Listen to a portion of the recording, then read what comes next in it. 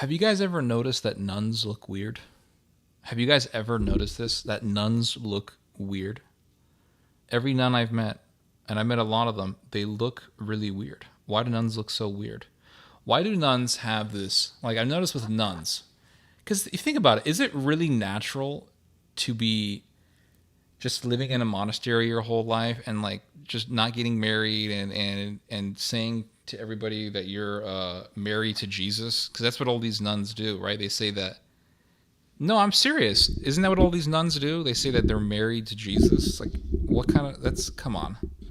I'm married to Christ, and I remember going to Italy and I saw all these nuns. Most of them were young ladies. I mean, these were young ladies, in their 20s and maybe early 30s, and you just look at them and you're just like, what a waste! What a waste of wombs. And I look at all these priests.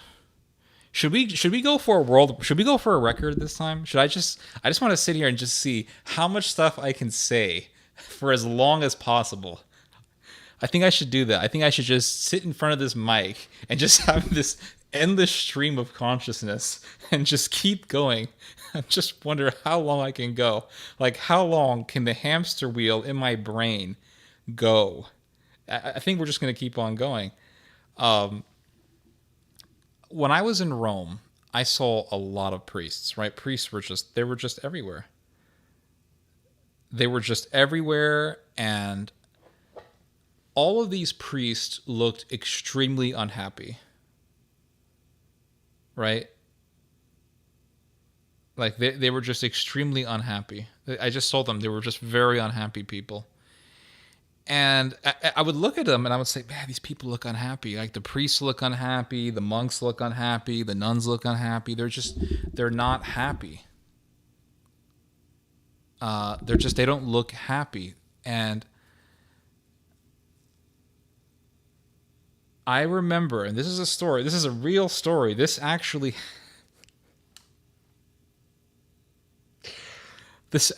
happened, everybody. This actually happened, okay?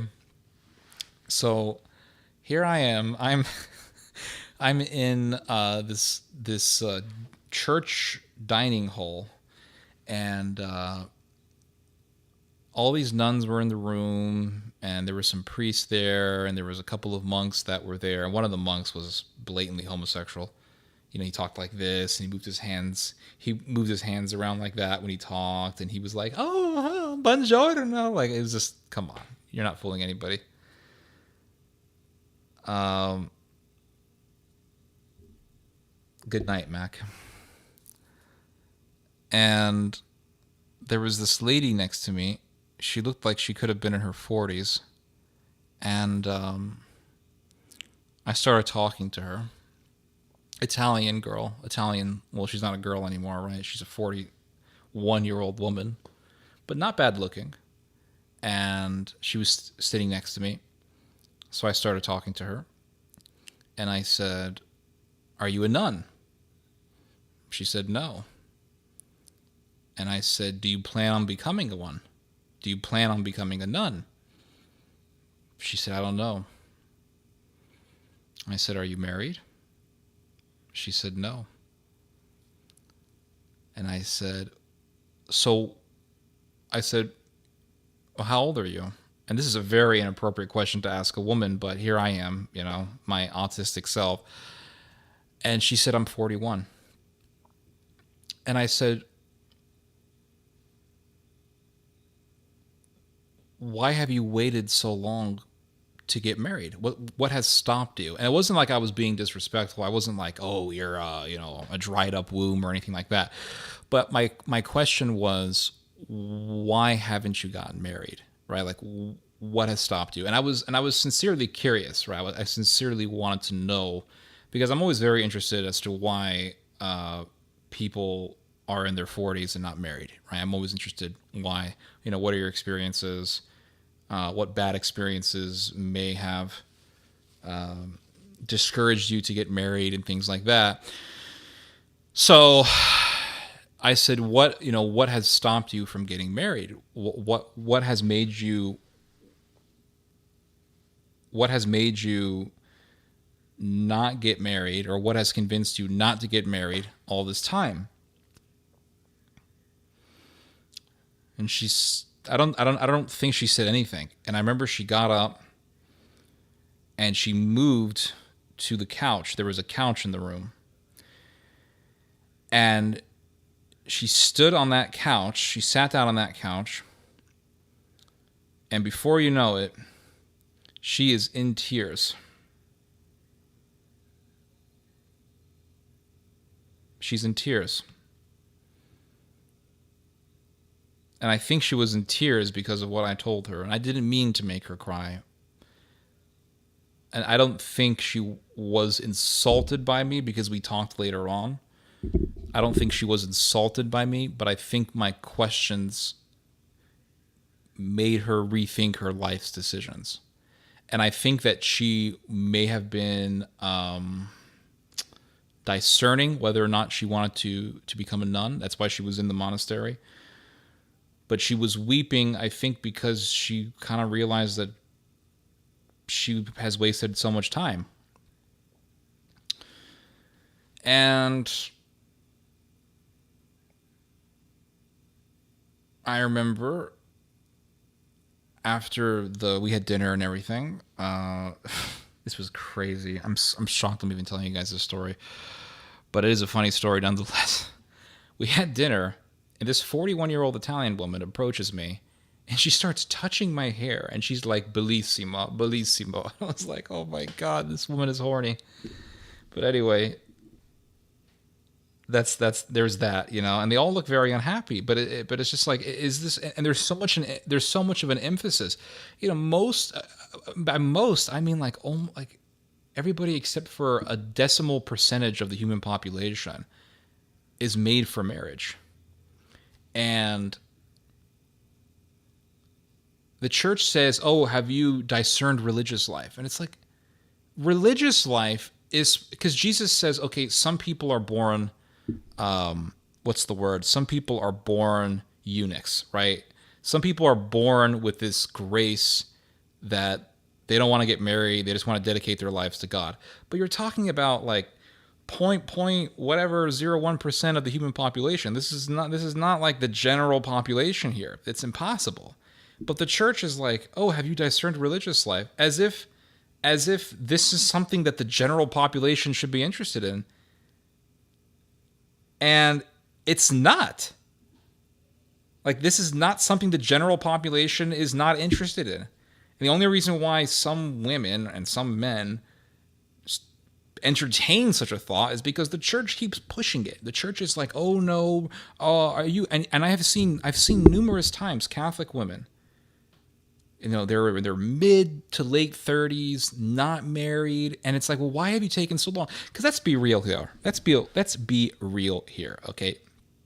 It is easier for a woman to get a guy than it is for a guy to get a woman. It's really that simple. Even an ugly woman can find a guy easily. A guy has a little bit more difficulty, right? Because a guy has to show a sense of humor, a good personality, a decent job. A guy has to show something, right? It's like that scene from Napoleon Dynamite where Napoleon is like, girls want a guy with skills and nunchuck skills, this skill, that skill. Which it's true, right? I mean, it's true, right? So a man kind of has to like demonstrate something, right? Is he socially capable? Does he have a personality? Is he funny? Is he fun to be around? Does he have a good job? Like all these are the types of things that women are attracted to. So it's a little bit more difficult, right? Not a little. It's a lot more difficult for a guy to attract a woman than it is for a woman to attract a guy. So all these women, they're in their 20s and their 30s, and then they're in their 40s, right? And they're still going to church every night, and they're singing in the choir or whatever. And it's like, well, you're not married yet. Why did you? You could have founded a guy easily. Why haven't you found one? Right? A man is a virgin almost always because he hasn't found a girlfriend or he hasn't gotten married. If you meet a woman who's a virgin and she's in her 30s, it's because she chose to be a virgin. because she could have easily found a guy and that's it. So you see a woman in her 30s and her 40s, she hasn't been married yet, and it's like, well, what happened? What happened there? And a lot of times, or at least sometimes, they will say it's because I was discerning religious life, and I wanted to know whether or not God was calling me to be a monastic, right? To be a nun, to be a monk, or whatever. Yeah, a female monk. And I've seen this with some guys too, albeit I've seen it more with women. But you have guys who come along and they're like, well, I'm discerning whether or not I should join the priesthood. Now, I myself entertained at one point in time, I actually entertained the idea of joining the priesthood. This was back in 2013. And I thought, I'm reading all these books on Catholicism. Maybe God is calling me to be a priest. And I actually thought about this at one point in time. And then I had all the weird experiences. A gay priest praying on me and all this stuff. And I'm like, nope, not going to happen. Fuck that. And that was my response. So, but you have these people who are like, well, I'm discerning my vocation. And in the Catholic world, this is a very common term, right?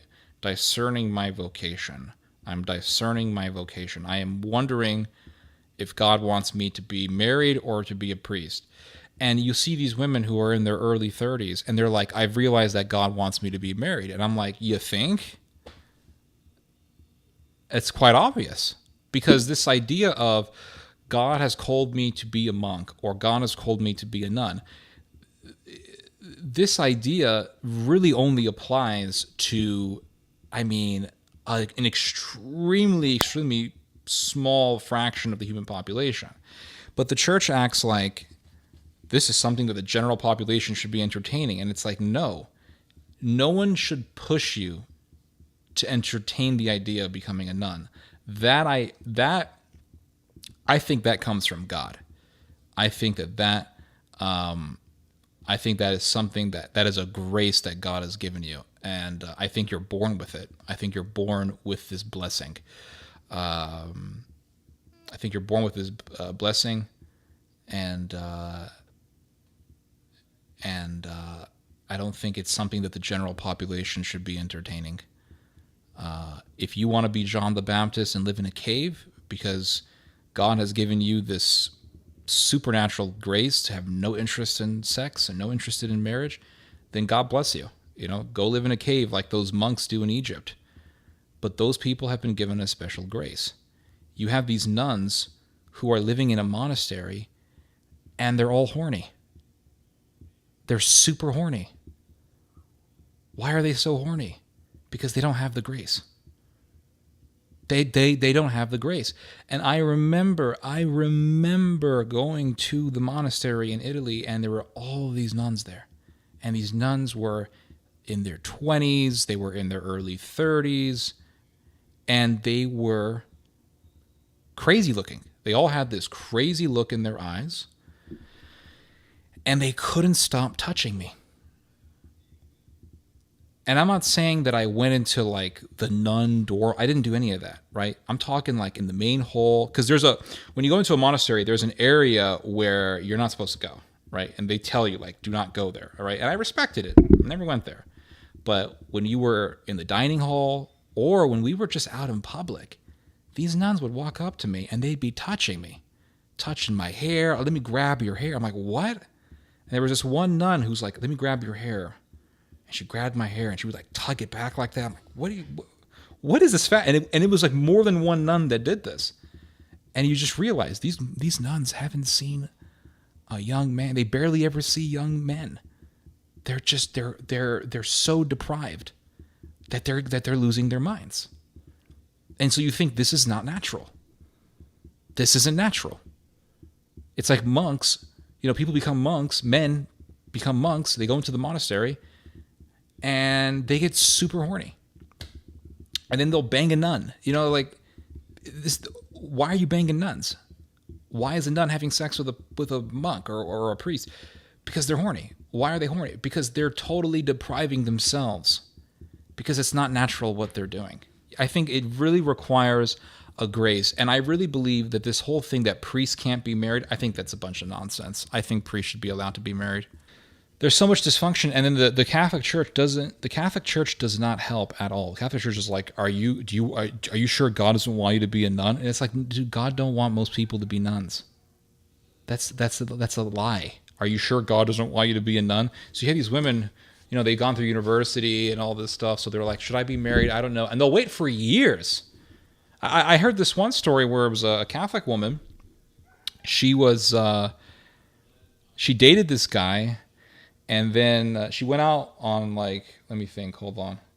She went out on some dates with this Catholic guy. They were both Catholic. And she was like, I don't know if I'm not sure. Maybe I should discern whether or not God wants me to be married or something. So she broke it off with the guy. She breaks it off with the guy. She waits 4 years. She's discerning, whether or not God wants her to be a nun. She waits 4 years. Then she meets the guy again, right? Or the guy who she dated 4 years before. The guy writes her on Facebook because he probably got lonely and he couldn't take it anymore. So he's like, "Hey, do you want to hang out sometime?" And she says, "Yeah, sure." And then she goes on a date with him, and they continue dating. And eventually, he proposes to her, and then they're engaged for 9 months. What was it? Yeah, they were engaged for 9 months, and then eventually they got married. But it's basically 5 years. Wow, that is crazy. 5 years, man. Because she was discerning whether or not, God wanted her to be a nun. And so, well, that was obviously bullshit. And that was a waste of time. And she didn't get married until she was 30 whatever years old, 34 or something. It's crazy, guys. But this is very common in the Catholic world, unfortunately. Women waiting, and they're 38 years old, and they're like, God wants me to be married. And it's like, God wants you to be married when you're 38. Are you sure about that?